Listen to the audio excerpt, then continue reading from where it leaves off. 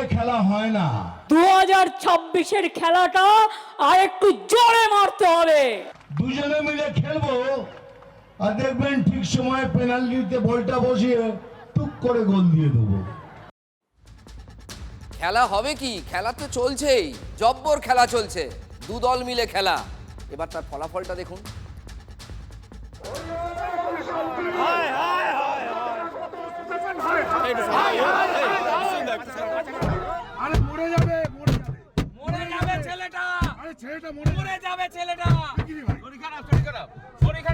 গাড়ির ভিতর স্পষ্ট আওয়াজ ভেসে আসছে, ছেলেটা মরে যাবে, মরে যাবে ছেলেটা। কিন্তু গাড়ি এগোতে দেওয়া হচ্ছে না। জানলা দিয়ে দেখা যাচ্ছে হুগলি জেলা পরিষদের সদস্য তৃণমূল নেত্রী রুনা খাতুনকে।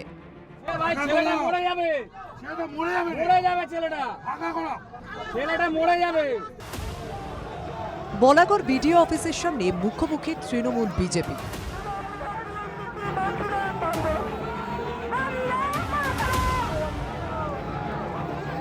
সামাল দিতে নাজেহাল পুলিশ। দুদলের কর্মীরাই STKK রোডে বিক্ষোভ দেখাতে শুরু করেন। ওই রাস্তা দিয়ে যাওয়ার সময় দাঁড়িয়ে পড়েন কল্যাণীর বিধায়ক অম্বিকা রায়।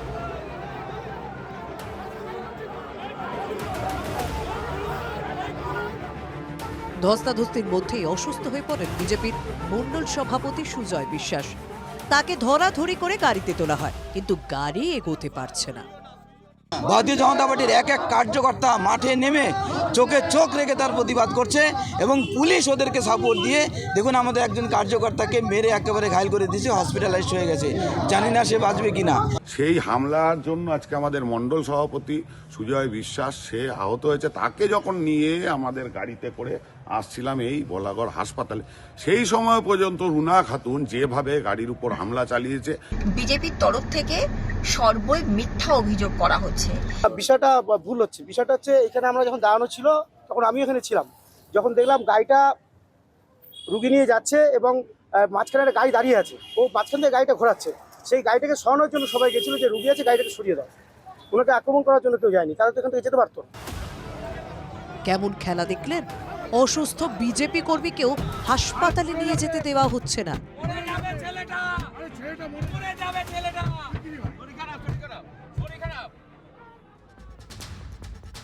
ভোটের খেলা, পশ্চিমবঙ্গের ভোটের খেলা চলে, এই খবর গোটা দেশ জানে। একবারে ব্যতিক্রমী বাংলা এই ক্ষেত্রে, আমাদের লজ্জা লাগে। কিন্তু ভোটের খেলা খেলতে গিয়ে এতটা নিচে নামতে হবে? মায়া, মমতা, মানবিকতা সব একেবারে বিসর্জন দিয়ে দিতে হবে? একজন অসুস্থ মানুষ, তাকে নিয়ে যেতেও দেওয়া হবে না, বাধা দেওয়া হবে, আর নেতারা ঘুরে ঘুরে ঘুরে ঘুরে খেলার ব্যান্ড বাজাচ্ছেন।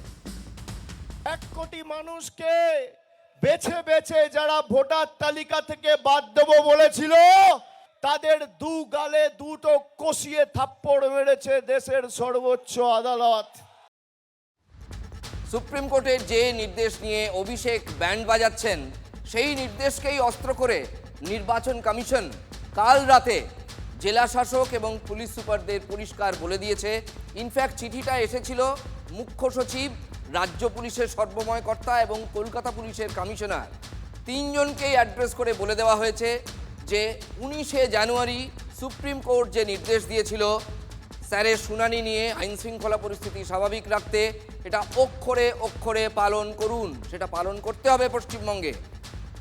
SIR এর কাজ শেষ করতে পর্যাপ্ত কর্মী এবং যত প্রয়োজন পুলিশ কর্মী মোতায়েন করতে হবে, এটা নিশ্চিত করতে হবে জেলা শাসক এবং পুলিশ সুপারদের। কোথাও কোনোভাবে আইন শৃঙ্খলার অবনতি যেন না হয়, কোথাও বিশৃঙ্খলা, বাধা বা প্রশাসনিক গাফিলতি দেখা গেলে সংশ্লিষ্ট কর্তৃপক্ষের বিরুদ্ধে, মানে যেটা যার জিম্মায়, যেটা যার এরিয়ার মধ্যে পড়ে, কঠোর ব্যবস্থা নেওয়া হবে। যথেষ্ট কড়া চিঠি। গত পরশু মুখ্যমন্ত্রী জেলা শাসকদের সঙ্গে মুখ্য সচিবের যে বৈঠক চলছিল, সেখানে ঢুকে নির্দেশ দেন ডিএমদের। কোন নির্দেশ দেন? যে সুপ্রিম কোর্ট যে অন্তর্বর্তী নির্দেশ বা রায় দিয়েছে সেটা মেনে SIR এর কাজ শেষ করতে হবে, সুসম্পন্ন করতে হবে, কেউ যেন ভয় না পায়। তাহলে সুপ্রিম কোর্ট নির্দেশ দিল, সেই নির্দেশ যাতে বাস্তবায়িত হয় মুখ্যমন্ত্রী সেটা ডিএমদের বার্তা দিলেন বৈঠক থেকে।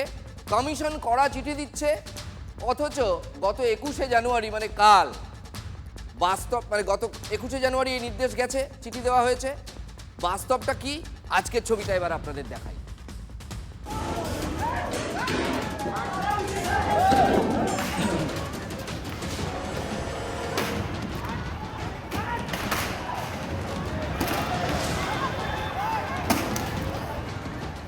স্ত্রী এসআইআর হিয়ারিংয়ের নোটিশ পেয়েছেন। আত্মহত্যা করলেন পরিযায়ী শ্রমিক বছর 51 চান্দু সরকার। ইটাহার থানার পতিরাজপুর অঞ্চলে মুরালিপুকুর গ্রামের চান্দুর মৃত্যু হতেই শুরু হয়ে গেছে অ্যাকশন। মাঠে নেমে পড়লেন ইটাহারের এমএলএ মোশাররফ হোসেন।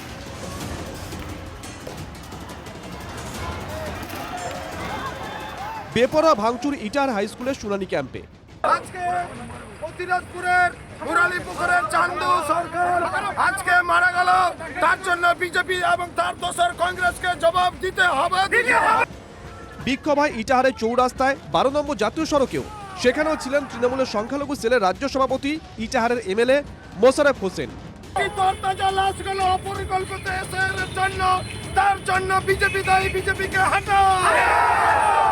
একজন মহিলা এইআরও যিনি বিএলআরও ইটাহার ব্লকে, তাকে শারীরিক নির্যাতন করা হয়েছে। ভয়ঙ্কর ভিডিও ফুটেজ আমার কাছে আছে, তার মোবাইল ভাঙা হয়েছে। তিনি হাউ হাউ করে কাঁদছেন, একজন WBCS অফিসার। এরা সুপ্রিম কোর্টকে মানে না।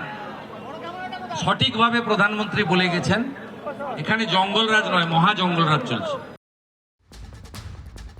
একটা মন্তব্যের কি ফল হতে পারে দেখছেন। গতকাল ডিজে বাজিয়েছেন রাজ্যের মন্ত্রী আখরুজ্জামান। এসআইআর শুনানি চলছিল মুর্শিদাবাদের রঘুনাথগঞ্জ 2 নম্বর ব্লকের তেঘরি কিষাণ মান্ডিতে। সেখানে ঢুকে রঘুনাথগঞ্জের এমএলএ শাসালেন বিএলওকে, আপনি কি বিজেপির দালালি করছেন? I am not your servant. You check your higher authority. না,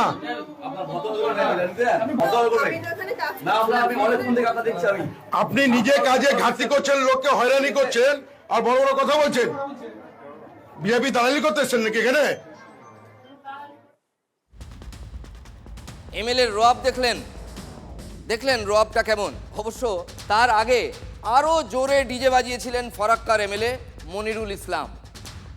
গত 14ই জানুয়ারি ফরাক্কার বিডিও অফিসে ঢুকে তাণ্ডবে নেতৃত্ব দিয়েছিলেন মনিরুল ইসলাম নিজেই, একেবারে সামনে থেকে যাকে নেতৃত্ব দেওয়া বলে। তারপরও বিডিও বলেছিলেন তিনি নাকি এমএলএকে দেখতেই পাননি, পাশের ঘরে ছিলেন, তাই এফআইআরে তার নামই দেননি। গত 14ই জানুয়ারির ঘটনা। বিডিওর অভিযোগের ভিত্তিতে পুলিশ গ্রেফতার করেছিল 6 জনকে। তারা জামিন পেয়ে গেলেন 21শে জানুয়ারি। অদ্ভুত ব্যাপার, বীরের মর্যাদায় এই তাণ্ডবকারীদের, এই হামলাকারীদের মালা পরিয়ে ফুলমালায় বরণ করে নিলেন তৃণমূলের নেতা কর্মীরা। কতদূর ঔদ্ধত্য ভাবুন।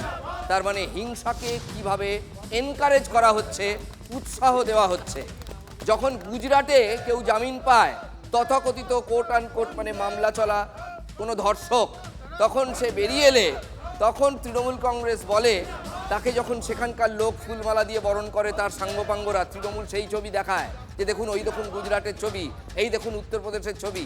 আর এখানে রাজ্য সরকারের বিডিওর অফিস ভেঙে চুড়ে এত ক্ষতি করে দিল, পাবলিক প্রপার্টি জ্বালিয়ে পুড়িয়ে দিল যারা তৃণমূলেরই লোকজন, তাদেরকে তারা জামিন পাওয়ার পর ফুলমালা দিয়ে এই একই তৃণমূল দল বরণ করে নিচ্ছে। এটা এনকারেজমেন্ট নয়। এই দেখা দেখি অন্য জায়গাতেও তৃণমূলের লোকজন ভাঙচুর করতে যাবে না। কে কে ছিলেন এখানে? মনিরুলের দাদা কাউসার আলী, আইএনটিটিউসি ফরাক্কার ব্লক সভাপতি অরুণময় দাস এবং বাবলু ঘোষ। এই ফুলের মালাই ফরাক্কাতে আগামী দিনে জুতোর মালায় পরিণত হবে। যারা করলো তাদের সেই বিধায়কের নেতৃত্বে, সেই বিধায়ককে তো পুলিশ গ্রেফতার করতে পারলোই না, এই চটিচাটা পুলিশ, তার সঙ্গে সঙ্গে যারা ছালা তাদেরকে ছেড়ে দিল। মূল যিনি আসামি, যার নেতৃত্বে হলো ফরাক্কার বিধায়ক মনিরুল ইসলাম, তাকে কোনো গ্রেপ্তার করা হলো না। ঘটনা 14ই জানুয়ারির, ফরাক্কার কথা বলছি। আর ধৃতরা জামিন পেল 21শে জানুয়ারি। আর 22শে জানুয়ারি এমএলএ মনিরুলের বিরুদ্ধে এফআইআরের নির্দেশ দিল কমিশন। এটাও বড় অদ্ভুত। দেখুন, নির্বাচন কমিশনও কোথাও কোথাও এমন এমন সিদ্ধান্ত নিচ্ছে যেগুলো এক কথা আমি বলতে বাধ্য হচ্ছি হাস্যকর। আচ্ছা, নির্বাচন কমিশনের কর্তারা জানতেন না যে বিডিওর অফিসে হামলা চালিয়েছিল মনিরুল এবং তার বাহিনী, সেই বিডিও সাহেবের ঢক হয়নি মনিরুলের নামটা লিখতে। যদি আপনাদের নির্দেশ দেওয়ারই থাকতো দুদিন আগে দিলেন না কেন? কেন আজকে নির্দেশ দিচ্ছেন? কমিশনের বিরুদ্ধেও প্রশ্ন উঠবে। এই তো কগনিজেন্স নিয়েছে, যেটা উনি বক্তব্যে রেখেছেন, যেটা করেছেন উনি, ওটা নিয়ে ইসেই বলেছে ডিওকে এফআইআর লঞ্চ করার জন্য। জাতীয় নির্বাচন কমিশন বিজেপির দালালি করছে, লক্ষ লক্ষ কোটি কোটি মানুষকে হয়রানির মধ্যে ফেলে দিয়েছে। মানুষের এই হয়রানির জন্য তো ইলেকশন কমিশনের কর্তাদের বিরুদ্ধে আগে আইনত ব্যবস্থা নেওয়া উচিত। এই যে ফারাক্কার বিধায়ক মনিরুল ইসলাম বিডিও অফিসে গিয়ে ঝামেলা করছে, বিডিও অফিস ভাঙচুর করেছে। আরে দেখতাম যদি বিজেপি সরকার থাকতো কত বড় বাপের বেটা ওখানে গিয়ে ঝামেলা করতি, তোর বাড়িতে গিয়ে বুলডোজার গিয়ে দুর্মুষ করে দেওয়ার ব্যবস্থা করতো। সুকান্ত মজুমদার, তার স্মৃতি বিভ্রাট ঘটেছে, ওনাকে বলুন সকালবেলা আয়ুর্বেদের চিকিৎসা করতে। কারণ যখন গুজরাটে বিলকিসের গণধর্ষণকারী এবং বিলকিসের পরিবারের গণহত্যাকারীদের যাদের যাবজ্জীবন সাজা হয়েছিল তাদের জেলগেট খুলে দিয়ে এই সুকান্ত বাবুদের বিজেপি সরকার মুক্ত করেছিল এবং তাদের মালা পরিয়ে সম্বর্ধনা দিয়ে মিছিল করে জয়ধ্বনি দিয়ে নিয়ে গেছিল। ভুলে যাবেন না, সুপ্রিম কোর্টকে হস্তক্ষেপ করে তাদের আবার জেলে ফিরিয়ে আনতে হয়েছে। সেই সুকান্ত মজুমদার বড় বড় কথা বলছেন, গুজরাটটা ভুলে গিয়েছেন। ঘুম থেকে উঠে আয়ুর্বেদ চিকিৎসা করুন, স্মৃতি বাড়ান। সরকারি অফিসারদের উপরে তুরুম ধারাম হচ্ছে আর আমাদের পুলিশ বসে বসে দেখছে। কে বেরোচ্ছে, কে ধরছে, কে মালা পরাচ্ছে, এরা হচ্ছে অপরাধীদের আশকারা দিচ্ছে। কমিশন সারা দেশে কাজ করছে, সুতরাং সারা দেশে যেভাবে কাজ হচ্ছে বাংলাও তার মধ্যে পড়ে। সারা দেশে যে নিয়ম বাংলায় সেই নিয়ম। কে মনিরুল বা কেউ কিছু যদি এই ধরনের কমিশনের বিরুদ্ধে কথা বলে, অসাংবিধানিক কথা বলে, তাদেরকে জেলে যেতেই হবে এবং তাদেরকে শাস্তি পেতেই হবে। নির্বাচন কমিশন আইনের যে পার্টটা বলেছেন, আমি সেটা অ্যাডমিনিস্ট্রেটিভ ব্যাপার, আমি তার মধ্যে কোনো মন্তব্য করব না, কিন্তু ইলেকশন কমিশনের বিরুদ্ধে ব্যবস্থাটা কে নেবে? এসআইআর শুনানি নিয়ে তাণ্ডব, অশান্তি মূলত কোন এলাকা বা জেলাগুলোতে হচ্ছে খেয়াল করুন তো। দেখুন, হচ্ছে অনেক জায়গাতেই, কিন্তু প্রাধান্যটা কোথায় কোথায় বেশি হচ্ছে? হচ্ছে মূলত মুসলিম প্রধান এলাকাগুলোতে। নেতৃত্ব দিচ্ছেন তৃণমূলের মন্ত্রী এমএলএরা। এর পেছনে কিন্তু একটা প্যাটার্ন আছে, একটা ছক আছে। হিন্দু ভাইরা আমাকে বলেছে যে আমি আমার বাপের নাম বললাম না, তখন উনি বলছেন আপনার কিছু লাগবে না, আর রহিমের যখন নাম শুনছে তখন 14 গোষ্ঠীর ওর খতিয়ান চাইছে। এরা চাইছে, এসআরে বিজেপি চাইছে একটা কারণ, যে মুসলিমদের ভোট থেকে সরিয়ে দাও। আমি মালদায় শুনেছি 90,000 লোককে, একটা কমিউনিটির লোককে 90,000 নোটিশ পাঠানো হয়েছে। একবারে চেন সিস্টেমে ধারাবাহিকভাবে র্যাঙ্ক অ্যান্ড ফাইল নেতা জনপ্রতিনিধিরা বলে চলেছেন তৃণমূলের যে শুধু মুসলমানকে হেনস্থা করা হচ্ছে, তাদের নাম বাদ দেওয়া হচ্ছে। নড়বড়ে মুসলিম ভোট যদি তাতে আঠা লাগানো যায়, এরকম একটা ভাব। সুপ্রিম কোর্টে জমা দেওয়া হলফনামায় খোদ মুখ্যমন্ত্রীর বিরুদ্ধে প্রভোকেটিভ স্টেটমেন্ট করার, মানে উস্কানি দেওয়ার, প্ররোচনামূলক কথাবার্তা বলার গুরুতর অভিযোগ তুলেছে নির্বাচন কমিশন। নির্বাচন কমিশনের কোনো বিশ্বাসযোগ্যতা গুরুত্ব আছে? ওটা তো বিজেপির পার্টি অফিস, বিজেপির দলদাস, বিজেপির দালাল, বিজেপির এজেন্ট।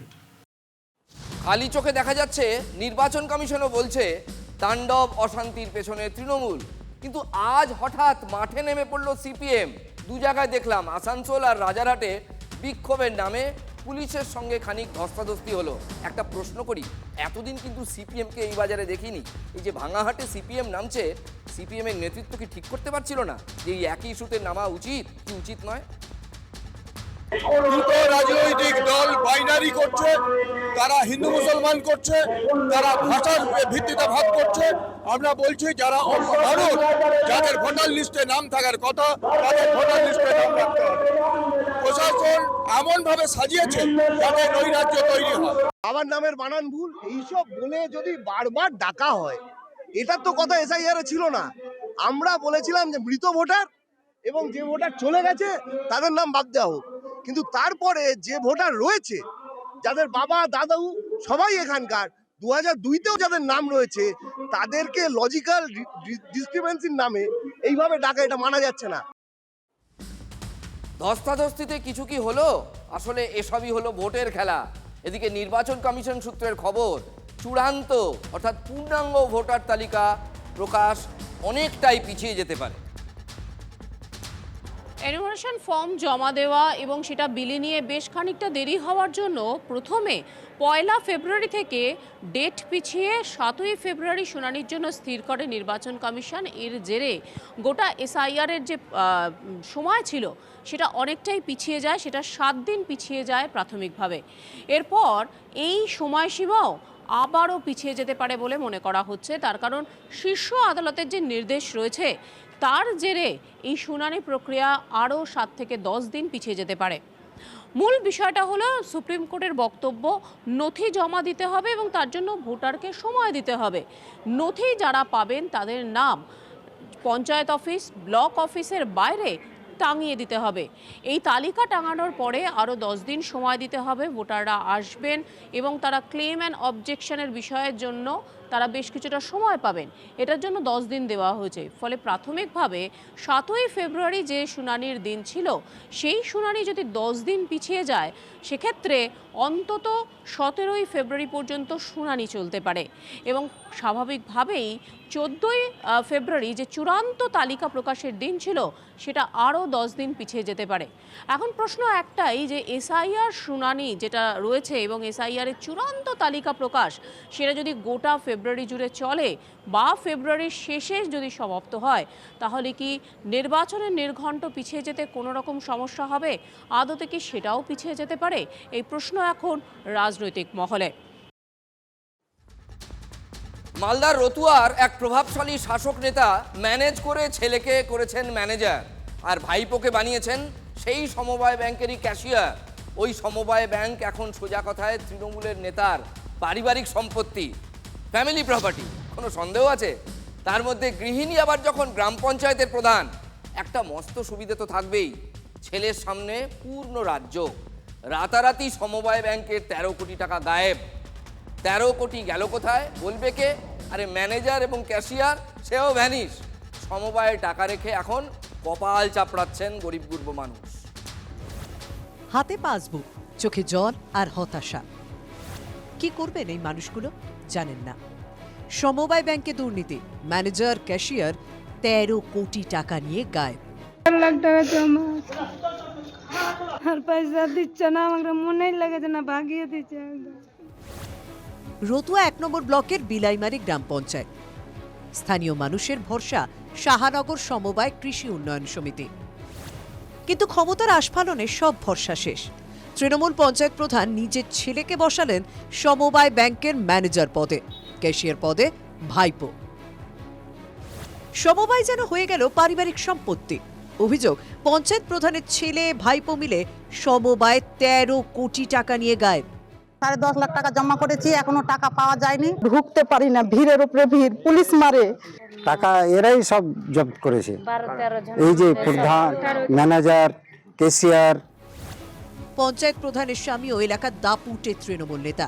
কেলেঙ্কারির সব দায় এখন ভাইপোর উপর চাপিয়ে ছেলেকে বাঁচাতে মরিয়া। ম্যানেজার জানতো কিনা নিজের পাসওয়ার্ডে এই কাজগুলো করেছে, ধরে আনার ব্যবস্থা করছি। ব্যাংক সেই রকম বন্ধ নয়, কিন্তু পাবলিককে টাকা দিতে পারছি না। রতুয়ার বিধায়ক সমর মুখোপাধ্যায় একটা সময় এই ব্যাংকের সঙ্গে যুক্ত ছিলেন।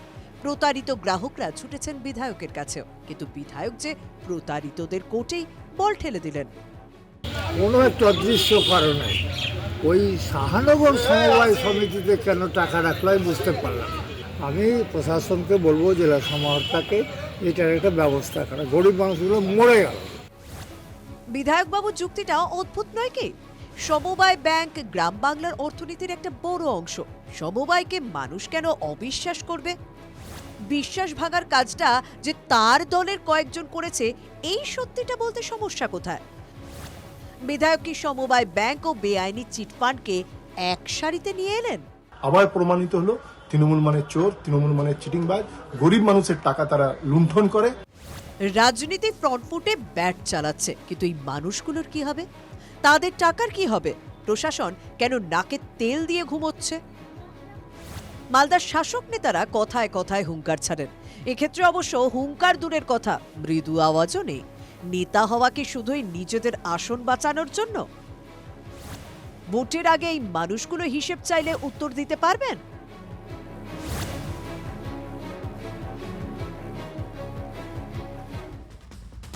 একটা অত্যন্ত গুরুত্বপূর্ণ খবর, মুর্শিদাবাদের বেলডাঙায় পরপর দুদিন হিংসার ঘটনার আগে উস্কানিমূলক পোস্টের অভিযোগে গ্রেফতার। অর্থাৎ তার আগে, ওই ঘটনার আগে এই উস্কানিমূলক পোস্ট করা হয়েছিল। মৌলানা শওকত আলী আলবানিকে গ্রেফতার করলো বেলডাঙা থানার পুলিশ। বৃহস্পতিবার উস্কানিমূলক পোস্টের অভিযোগ বেলডাঙার জালালপুরের বাসিন্দা আলবানির বিরুদ্ধে। অভিযোগ, তার উস্কানিমূলক পোস্টের পরই শুক্র এবং শনিবার দফায় দফায় উত্তপ্ত হয়ে ওঠে, তাণ্ডব চলে বেলডাঙায়। আলবানির করা পোস্ট উস্কানিমূলক বলে চিহ্নিত করে মুর্শিদাবাদ পুলিশ জেলার সাইবার ক্রাইম বিভাগ চিহ্নিত করে এবং তাকে পুলিশ অ্যারেস্ট করেছে।